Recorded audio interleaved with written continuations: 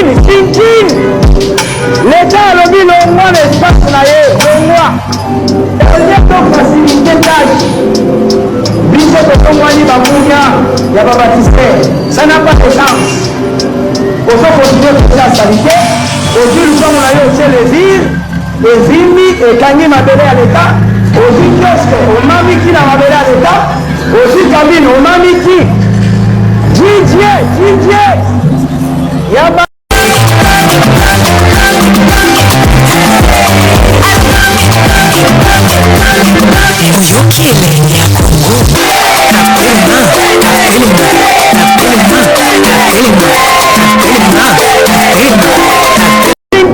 Sinkine. L'État a lobby le moins l'espace là, le mois. Et donc facilité tâche. Biso de Tongwani Bamounia, il n'y a pas baptisé. Ça n'a pas de sens. Il faut continuer à faire la salité. Aujourd'hui, nous avons allé les villes, les Vimi et Kanye Mabélé à l'État. Aujourd'hui, kiosque, on m'a mis qui n'a Mabélé à l'État.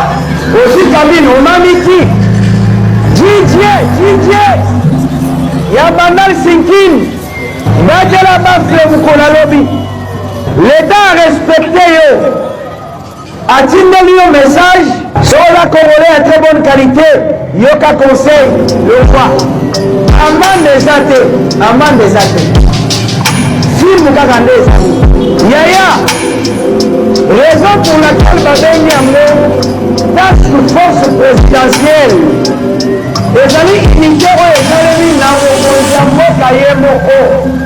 ni à gauche ni à droite. Et si il y a coupé sa cagnac à exalter, Malamu Toyoka, Batubayoka Kite, Nakimbondo Vazolela. Follet Toyoka Soni. Il y a côté la Moundo Zalaki inutile dans la société, il y a coupé sa ngaï leçon et à propriété. Nga na kopola na soki na kobanda so na mboka na okima mais ozoyo kaka akele ozwi lupango na yo otie levi evimi ekangi mabele ya leta ozwi kiosque omamiki na mabele ya leta ozwi kabine omamiki litupango yeleketude embouteillage se créé ofiki lisusu leta irresponsable yango wana oyi na ye alobi longwa na l'espace na ye na malembe message ezoleka na mutuka na babafula ebele mpo volume ezala kitoko moto ayoka malamu soki toza bakongolais ya très bonne qualité toyoka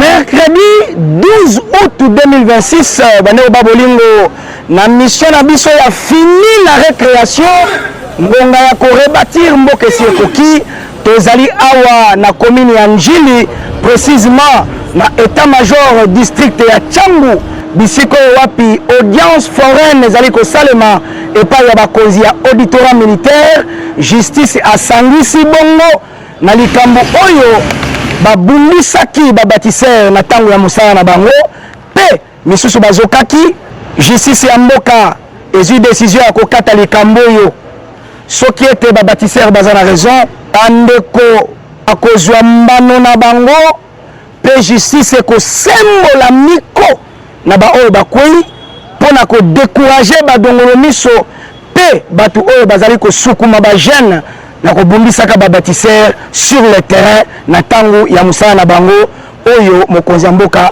apesaki mpona kopetola Kinshasa pe kozongisa discipline na kati ya mboka. Na nsima na ngai bozali komona bato ntelema mpona kozela audience banda composition eza na kati ya kosalema et tous les deux partis ezali présent na kopesa bino suite ya programme ndenge nini ezali kokende. Tout procès pénal a un caractère pédagogique. Le service national, ses œuvres ne sont plus approuvées et à démontrer. Cependant, il y a d'autres Congolais, je ne sais pas animés par quel esprit, motivés par quoi, se mettent à chaque occasion qu'il y a une descente des opérations de bâtisseurs, soit on les moleste, on les tabasse, on les blesse, on les cogne par des voitures et tout autre acte et de comportement d'incivisme. Ça n'est trop. Et c'est ainsi que l'État, par le biais de la police et le ministère public, a agi en arrêtant ces inciviques dans une procédure de flagrance où nous comparaissons. Nous sommes venus au nom des victimes, des personnes physiques, membres et bâtisseurs du service national qui ont été blessés, molestés par ces inciviques. Il y a un cas de mort. Le cas de mort n'est pas dit de ce vandalisme, mais un autre incivique au volant. Un autre incivique au volant qui a réussi à le tamponner et celui-ci a rendu l'âme sur place. Et là, c'est Junior Lumboya. C'est Junior Lumboya que le port est encore à la morgue, contrairement à ceux qui sont là. Mais ce qui nous éclaire dans ce dossier, la partie du concert Junior Lumboya, l'opinion dit que c'est une dame qui était au volant et son chauffeur. Tous étaient en cours pendant la police militaire au camp Kokolo. Il nous semble que une réquisition d'informations était venue de l'auditorat de Galiema. On a extrait la dame et le chauffeur, on l'a libéré. Et le véhicule, on l'a libéré. Mais le policier qui était le garde de madame qui était dans le véhicule, c'est celui qu'on défère ici. Pour avoir fait quoi? Il n'était pas au volant. Et le corps de ce bâtisseur est à la morgue. Nous dénonçons ce genre de comportement. Nous devons savoir l'épouse de qui. Au nom de quoi peut-il se permettre par sa voiture, puisqu'on lui interdit stop, il ne peut pas écouter et marcher sur un agent de service national? Celui-ci est mort. Et le corps est encore à la mort. Donc nous attendons de tout notre vœu que la justice soit dite et de manière sévère. Et que tous les autres Congolais qui projettent de telles idées à livrer bataille, à dénaturer la mission du service national, à décourager nos jeunes hier courus là aujourd'hui réinsérés, au lieu de les encourager dans cette quête de rendre notre ville propre, habitable, vivable, respirable, c'est ça à quoi nous voulons décourager ces genres de comportement. Et qu'est-ce que tu as fait le message? Lundi 10 août 2026, bandeko babolingo na mission na biso ya fini la récréation tozali awa na site officiel ya service national na Nsele bisiko wapi la task force esangani pona parade ya monene kozela yemoko le coordonnateur le général Jean-Pierre Kassono Kabwik, l'homme du comportement, l'homme de la discipline. Azali koya bongo kopesa ba orientation ya sika ba directive na ba stratégie oyo azui pa ya mokonzi ya mboka pona kopetola ville province ya Kinshasa pe kozongisa discipline. Yaya toyebisaki yo ke makambo ezali koya mboka oyo ata bosali gauche bosali droite, l'autorité de l'État doit se rétablir et tokobenga lisusu Kinshasa la ville propre. Ville ya Kinshasa ezo espérer mingi na mosala oyo tokosala tolakisa force tozali asolo babâtisseur de la nation tokotonga mboka oyo bisika nyonso komamana mpe makotinda biso tokokende mpe tokoaccomplir mission dans la discipline et avec brio. Kaka ndenge botikaka na makasi sekomi kongenga il faut Kinshasa mpe engenga tokanani la bakatanga nazoya moi des ordres ekomi kozonga tokopandana lisusu. Mais cette fois on va être serein.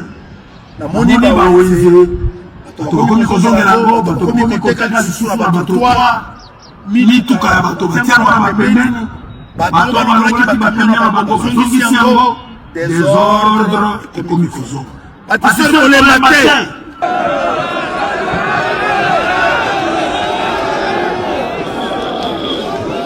En matière ya salubrité motokozwa salite na lopango na ye akekobwaka ngo na balabala te mpe bao bazokanisaka na kutu bazongaka kobwaka basalite mpo balakisaka babâtisseur basala mosala mingi te bazomikosa tokocrée unité d'intervention mpe unité ya surveillance butu moi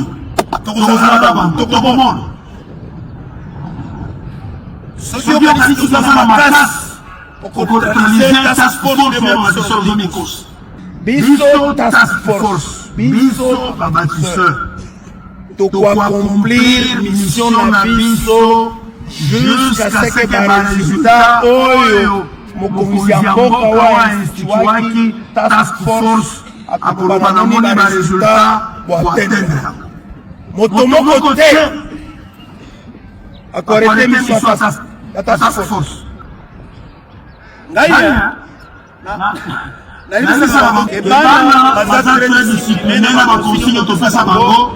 ne faites rien sans ordre. Mais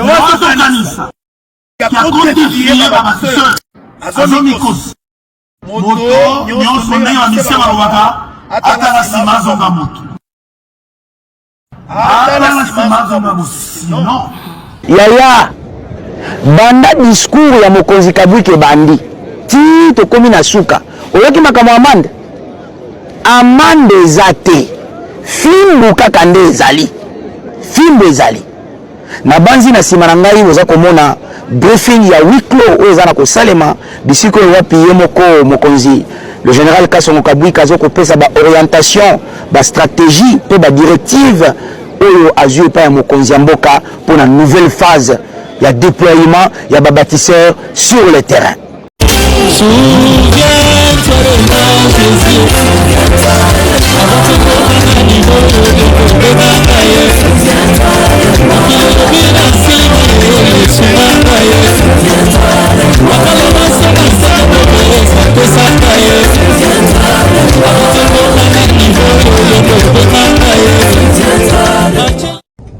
Qui pour balayer, qui pour déboucher, qui d'autre pour ramasser. La taxe force mise en place par le président de la République, Félix-Antoine Tshisekedi, afin d'assurer l'assainissement de la ville de Kinshasa est officiellement à pied d'œuvre. Contrairement aux autres opérations du genre qui réservent la primeur à la commune institutionnelle de la Gombe, la taxe force, elle, a décidé de commencer son travail par l'est de la capitale, dans la circonscription de Tchangou. En effet, au-delà du fait que cette circonscription soit l'un des coins les plus immondes de la ville, Tchangou est et reste la principale porte d'entrée de Kinshasa, surtout pour les visiteurs internationaux. Et à ce titre, cette circonscription mérite une attention particulière s'agissant de son assainissement. Pour cette première journée, portée par un élan de civisme, les bâtisseurs du service national, principaux agents commis à cette tâche, ont été, ceux de manière spontanée, rejoints par la population, comme pour dire l'assainissement est une affaire de toutes et de tous. La taxe force rappelle, fini le jet d'immondices n'importe où, fini l'occupation illicite d'emprise publique pour y développer son commerce, fini des garages pirates, des restaurants de fortune communément appelés Maléwa, exerçant au mépris des règles d'hygiène et situés le long des artères. Après la phase de sensibilisation qui ne va dépasser les 10 jours, la sanction sera appliquée. À bon entendeur, salut.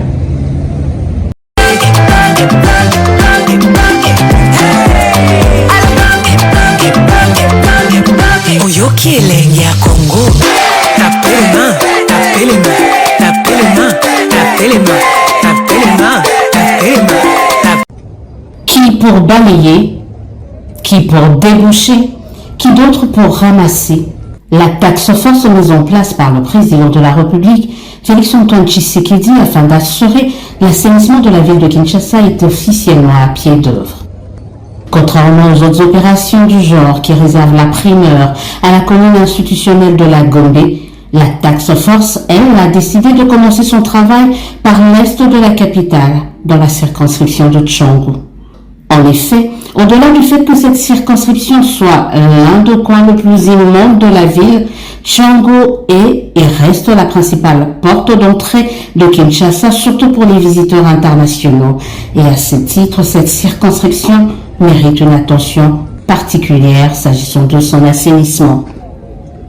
Pour cette première journée, Portés par un élan de civisme, les bâtisseurs du service national, principaux agents commis à cette tâche, ont été, ceux de manière spontanée, rejoints par la population, comme pour dire l'assainissement est une affaire de toutes et de tous.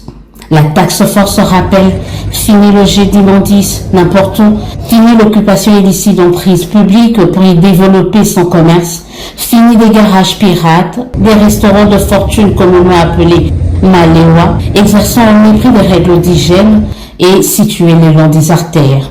Après la phase de sensibilisation qui ne va dépasser les 10 jours, la sanction sera appliquée. À bon entendeur, salut. Natiki embouillage moto ezotambola te natie blocage mpona benir so yo tie blocage otie première vitesse ndenge natie wana omoni natiki nanga maboko moto ezosala mais eza na vitesse sikoyo nalingi na benir mpona kobenir mpona tombola sikoyo levier ya kobenir yeyo obandi komatisa yango soki omatisi ye ekomi ntina suka omoni na matomboli ntina suka nyonso so yé pour abanda komata pour la batisa na moto na pesa na accélérer na simi moto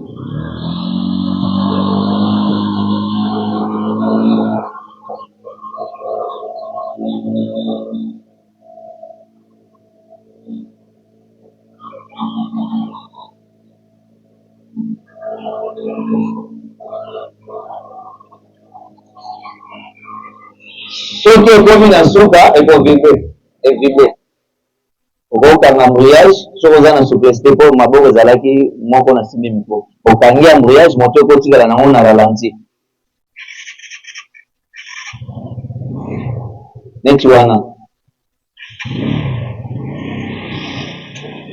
soki wana okolongola vitesse mais na niveau wana ekomeli déjà salite nyonso ekwei supposé etikali na kati olingi kokwetanga pau kuna te to kuna espace eza te esengi yo benda liboso mais salite eza na kati wana nyonso ekweya wana sikoyo oyo eza kaka likolo po ya tikala bongo okolongola blocage omoni awa otie na premier olongoli blocage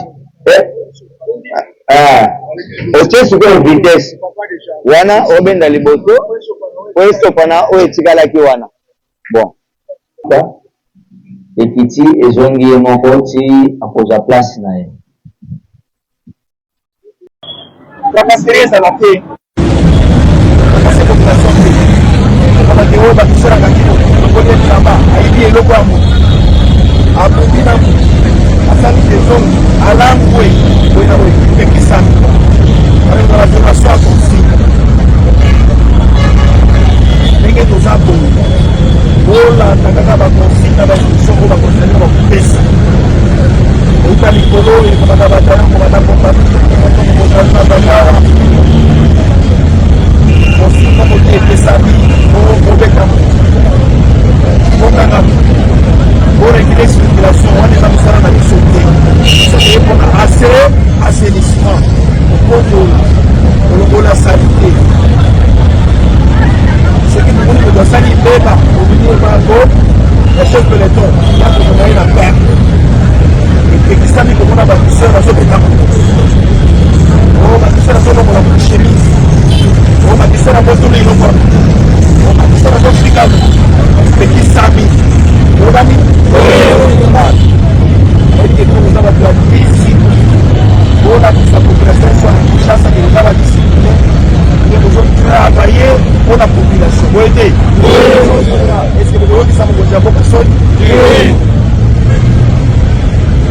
wana za confiance na kino ntango akoya omoni ye kopanike te okosunga boye parti ya vote onio kakaka losakanaka bonjour excellence monsieur le président de la République commandant suprême avançons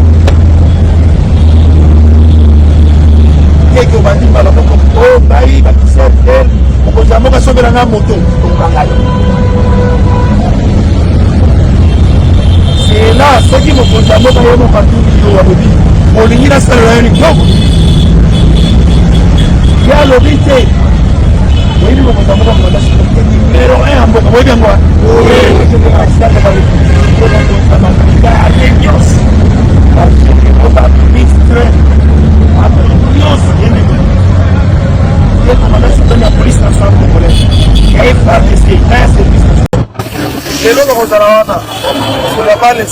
mais lobby tout le monde